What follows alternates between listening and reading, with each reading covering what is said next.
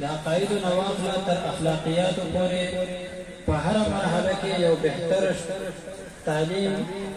او یو بهتر اصول او قوانین قرآن کریم وضع کړي او ورکړي خو په شرط د دې باندې چې د قرآن کریم په تعلیماتو باندې موږ ځان پوهه کړو د دې په رموزو باندې د دې نه چې کوم حکمتونه اسرار وخت په وخت باندې زموږ مشرانو اکابرو علماو راویستلي دي د هغې په ضمن کې موږ د خپله زندګي جوړه کړو نو د انسان د دنیا د ژوند د انسان د ساجدو په بسیب دغه وی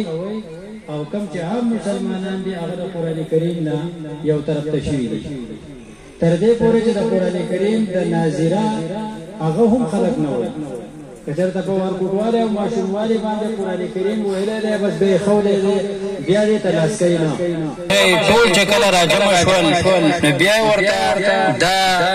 دوه خبرې ارشاد وفرمایلې چې ما دوه سبقونه د جیل نه زده کړي او تاسو له مې راوړي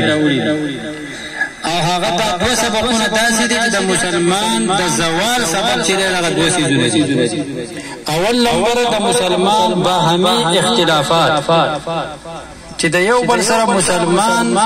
هغه مشت او ګریبان دی رور د هغه لیډران او ورکران د یو بل سره په اختلاف دي په ملکي سطح باندې وګورئ زمونږ ټولو پالیسۍ چېرته د ملک د ترقۍ لپاره نه شوې که یو د ترقۍ کار هم کوي خو چې په سیاسي لحاظ باندې د ده د پارټۍ دی نو دی به پکې نقطې راوباسي او خپې به وروهي چې دا ترقي په مخه باندې ونه شي او دا ملک په یو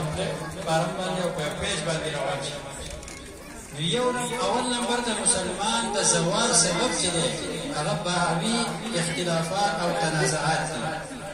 دویم نمبر د مسلمان د زوال سبب چې دی هغه د قرآن کریم تعلیمات پرېښودل